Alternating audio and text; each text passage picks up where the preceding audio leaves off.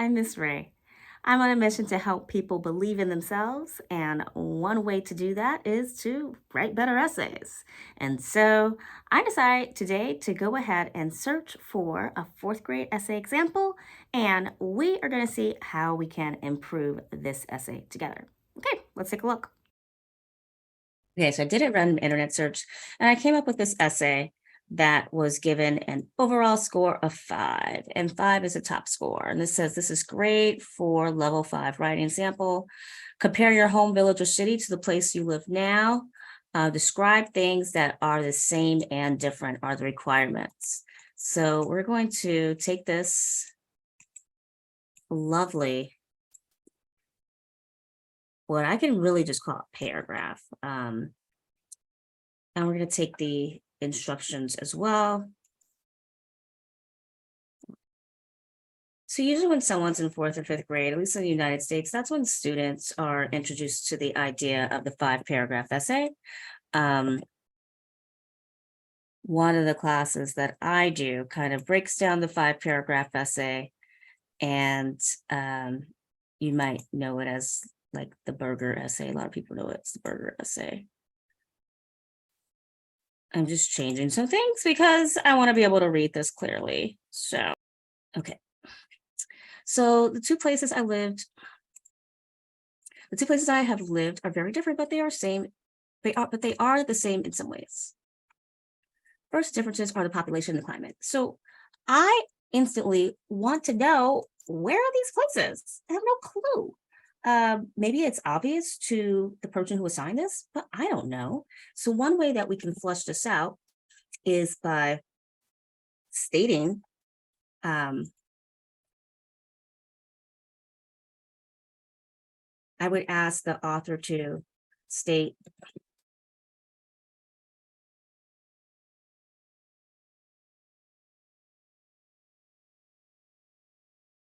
I know this is kind of a fun hook sentence or thesis. I'm not really sure which one I would want to have it as.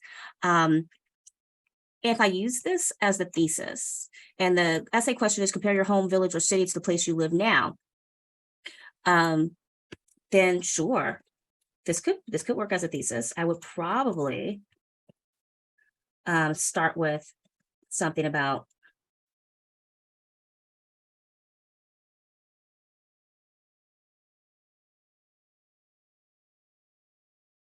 letting people know whether or not my family has lived in many different places, right? One or two different places. And then this would be my introductory paragraph.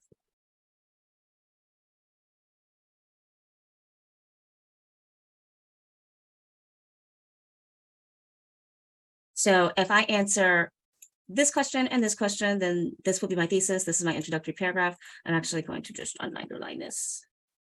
Okay. And then this would be body paragraph 1. First differences are the population and the climate. My village had only 2,000 people living there while this city has 1 million people. Okay. In my village, we knew most people, but here there's mostly strangers. Okay. Next, the climate. So let's see. I would just kind of talk about climate. Okay. So I don't think we really need the population and the climate. I think you could just talk about population. I would add to this, how do you feel? How do you feel about being in a larger population? Whoops. How do you feel about not knowing as many people or a lot of the people around you or in your community? I would really love to know that, right? You've told me there's a lot of people, but how do you feel about that? Next, the climate was hotter and wetter as we have 2 seasons. Okay. Rainy and dry. City has 4 seasons. So it says we have 2 seasons. Well, what's the we have? So this I think this person is probably from a village. Okay. A village has two seasons. They are called the rainy and dry seasons. Um, mm, mm, mm. This city has four seasons with all which are all different. Well, spring, summer, fall, and winter, we know those are different. So I don't feel that same, which are all different, really adds anything. So I would strike that. Um, unless you would say something like which all feel very different, right? That could work. Which all feel very different. Because yes, the words are different, but um spring in California doesn't necessarily feel that much different than, say, fall in California, um, which all, and I'm going to add feel very different. They are spring, summer, fall, and winter. Okay, summer's the same as our dry season, but our dry season is way hotter. Winter is different because it is so cold and there is so much snow. But where is it so cold? So we want to know, winter is winter in the city so cold, or is winter in your village so cold? Okay, so we kind of need some clarification here.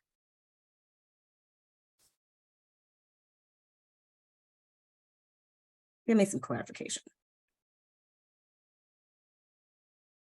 All right. So you see, we've taken this paragraph, which has detail, and we've gone ahead and broken it up, um, to allow for the reader to really focus in on the thoughts that the writer is portraying. Or so we have our introductory paragraph. This is body paragraph 1, body paragraph 2 about climate. So there was no need to kind of combine these together. Um, and to be fair, the author combined everything together probably because they hadn't been introduced to, paragraph essay format yet. So okay, so we've got 1, 2, 3. Okay, paragraph 4. The things that are the same are the families in school. Okay. In my village, families had different numbers of people and not all moms and dads and kids. I'm not really sure what this means. So I'm trying to envision, um, do they mean like people who, let's see, it's like that here in the city too. Families may have just a mom or dad or sometimes a grandparent. Okay. Okay. Um, so seeing it's different numbers of people for me is a little confusing, but let's move on. Let's see how else we can work this out. Another thing is the same as school. My village had 250 kids too. My school, we had classroom books, papers, and teachers. Here they're the same things, more computers and no uniforms. Cool. Finally, even though these two places are different, one thing about them is that they are both home to me. Oh, that's so sweet. I really love this last sentence. So that will be for our conclusion. I think that, we could break this into two paragraphs if we wanted to, because I can't say there's a big reason to have it all together. Let's see here. The things are the same are families and school. Are the families. What we just do are families. In my village, families had different numbers of people.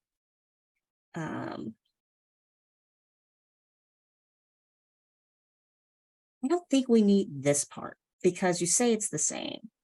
So what I would do is say families had all different numbers of people, and it's like that here in the city too. Aha, we found the fix. So we're gonna block this out. And it's like that here in the city too. Families may have just a mom or dad, or sometimes a grandparent, because if it's the same in both places, then there's really no need to have that other little blurb. All right. Another thing that is the same is school.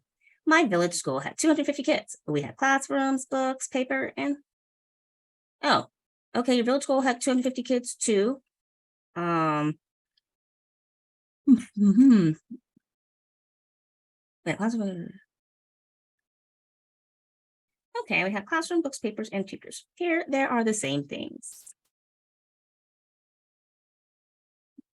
So we want the word but more computers and no uniforms.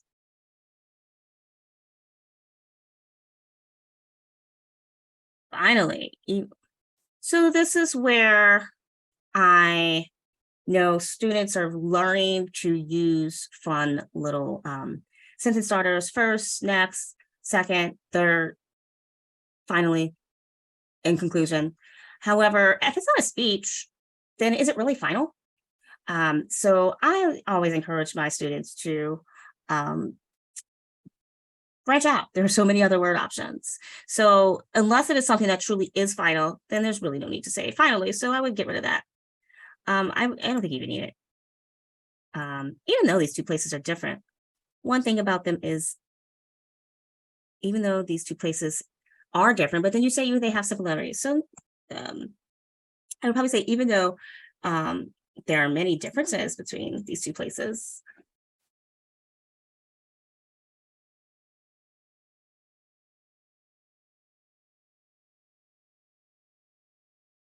between these two places,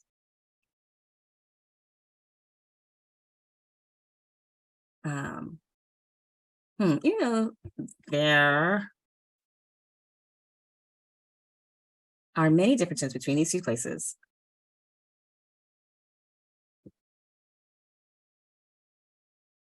Hmm. So you really want for your conclusion to be more than one sentence. It should be, well, for a paragraph, you want three or more sentences. So even though there are many differences between these two places,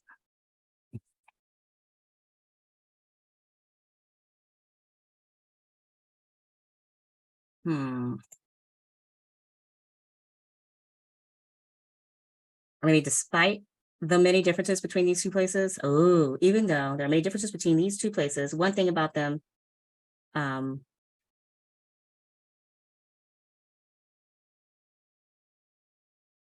hmm, maybe one thing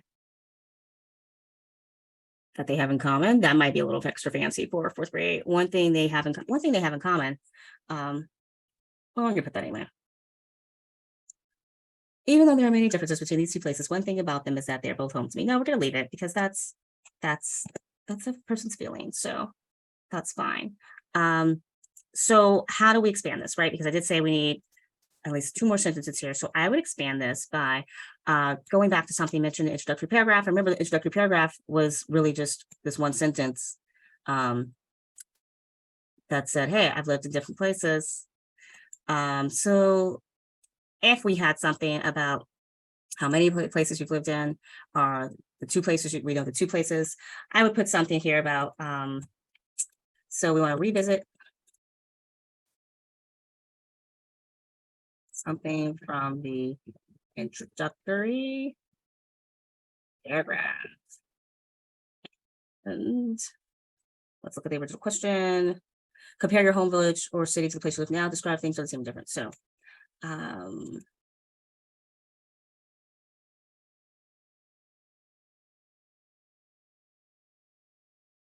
okay, so we've taken our paragraph and we've turned it into an essay. So this fourth grade paragraph with 5 stars for excellence that we found online is now turned into a 6-paragraph essay. So I always encourage students to read their work out loud so that they can hear what their changes sound like. It's a great way to train the brain to know what sounds correct. Okay, so I try not to make too many major changes, given that this is, a fourth grader new to writing paragraphs, new to writing essays. And I wanted to honor that writing voice. So I'm not trying to use any super fancy language, and there might be a few little places where, yeah, they should have used a comma, or like there's this autocorrect here, should be lived in, but they had lived, and I'm going to leave it. And so I did make up a place, a location, moving one place to the next, and I did make up some feelings just so we can kind of fill out this essay and see what it looks like. And so we have, my family is from a small village on the island of Maui. When I was 6 years old, we moved to New York City. We have lived here for 2 years now.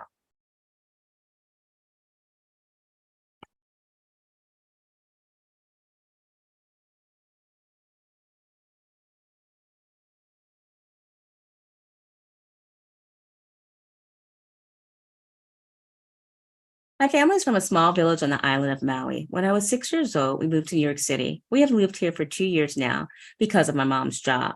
The two places I have lived are very different, but they are the same in some ways. The first difference is the population. My village had only 20,000 people living there, while this city has 1 million people. In my village, we knew more people, but here, there's mostly strangers. I like that I get to meet so many new people every day, but I miss seeing my cousins who lived across the street from us in the village. Next, the climate was hotter and wetter as my village has two seasons. They are called the rainy and dry seasons. The city has 4 seasons, which all feel very different. They are spring, summer, fall, and winter. Summer is the same as our dry season, but our dry season is way hotter. Winter in the city is very different because it doesn't just rain, but it is also very cold. Plus, there is so much snow here. The things that are the same are the families. In my village, families had different numbers of people, and it's like that here too in the city. The things that are the same are the families. In my village, families have different numbers of people, and it's like that here in this city too. Families may have just a mom or dad, or sometimes a grandparent. Another thing that is the same is school. My village school had 250 kids. We had classrooms, books, papers, and teachers. Here, there are the same things, but more computers and no uniforms. Living in a big city is fun. I have made a lot of new friends since we moved here, and every summer we fly back to Maui to visit my grandparents. Even though there are many differences between these two places, one thing about them is that they are both home to me. Okay, friends, so